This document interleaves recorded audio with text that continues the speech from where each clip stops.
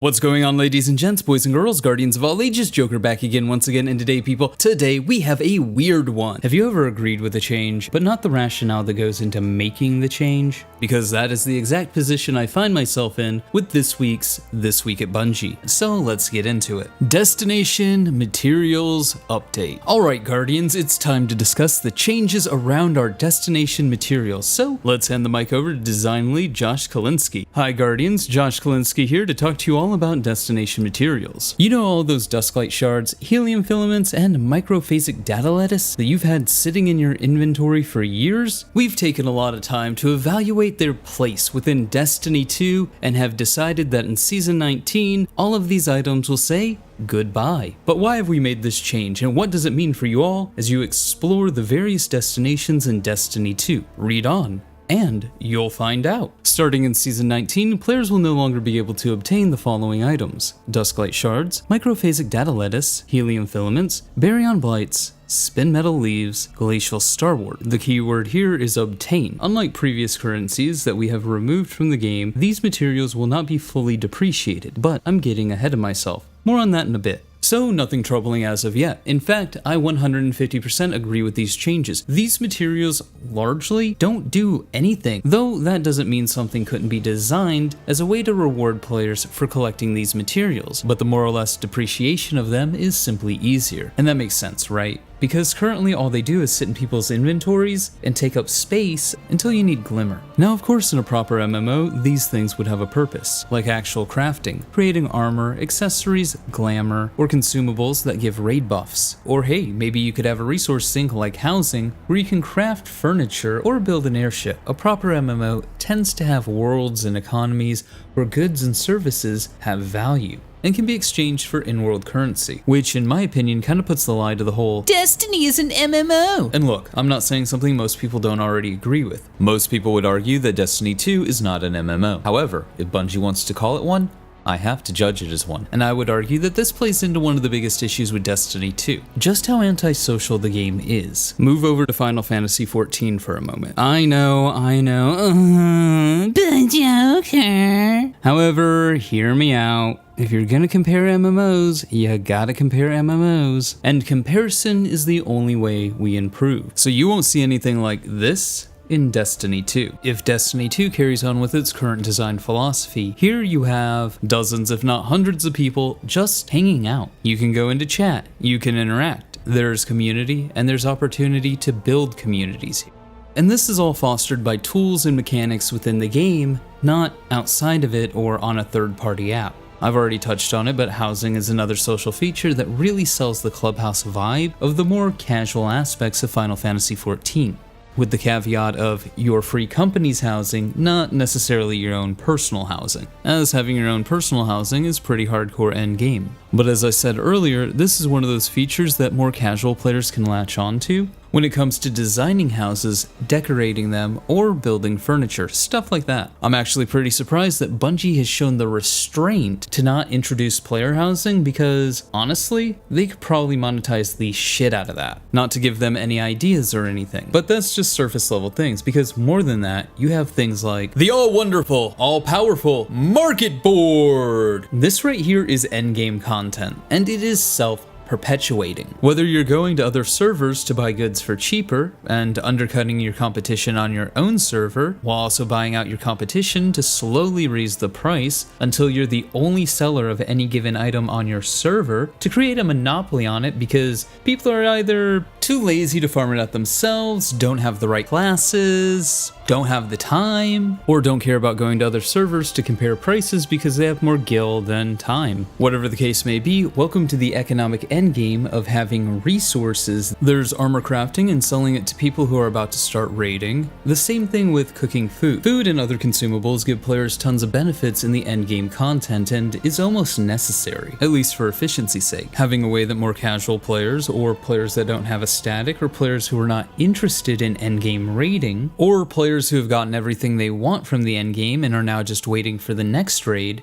to do to engage with the endgame is invaluable, because it always gives players something that they can be doing or gearing towards. Oh, there's no new raid out, or the raid's a little old, but you know one's coming out in 2 or 3 months? Start stockpiling resources and creating food you can sell on the day of the raid release. Destiny doesn't have any of that. There's only a handful of very specific ways to interact with the endgame. And if you don't like, or you've gotten everything you need from raids or dungeons or GM Nightfalls, then you're done. You have one Destiny. You can walk away and never play again, which is kind of for an MMO, at least on the PvE side. But we really don't want to talk about Destiny PvP right now. And hey, I get it. Some of you are probably sick of hearing me talk about Final Fantasy XIV in comparison to Destiny 2. But I do think the biggest issue with Destiny 2 is a series of designs that are just kind of bolted onto the side.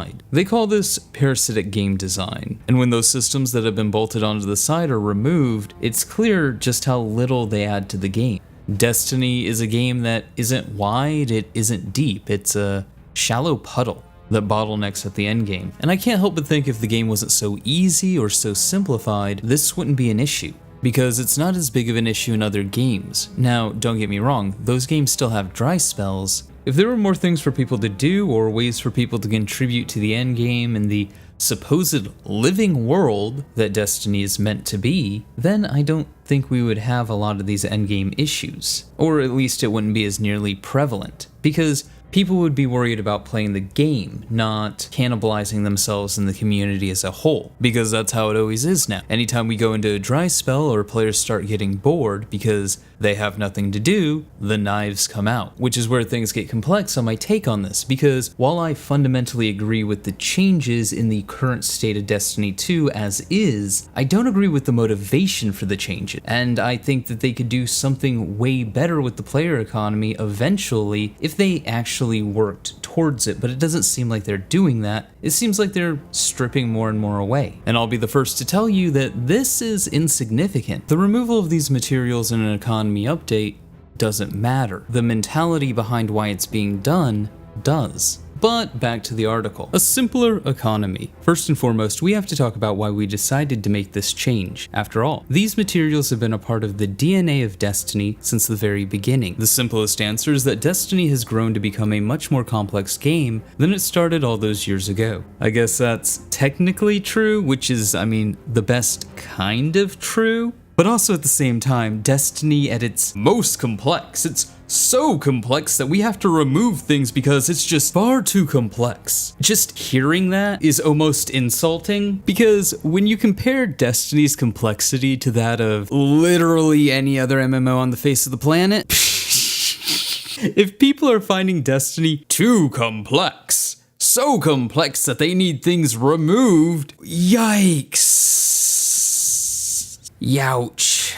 They have other problems than Destiny's complexity. Let's just put it that way. Okay, let's go ahead and back that up a second. Look at virtually any other MMO with resources and crafting and economies, and you want to sit here and talk about the complexity of Destiny? You know, from where I'm standing, that just kinda feels like a bad joke. It's not even like the funny ha-ha kind of joke, it's like the funny oh. More so when Bungie's answer to depth and complexity seems to be removing anything and everything they think might put a new player or a casual player at a disadvantage, instead of embracing being an MMO and going all in on systems and features as illustrated in my Final Fantasy XIV example that foster and incentivize learning that depth and complexity. But back to the article. One of the major goals that we have on the economy team for Destiny 2 is making the game more approachable to new and returning players. I understand entirely what they're going for. They want new players, they want returning players, they want them to feel welcome, and like they don't have a lot to do before they have to catch up. That's both fundamentally good and bad. Bungie basically wants people to get to the endgame or endgame ready within a couple of hours.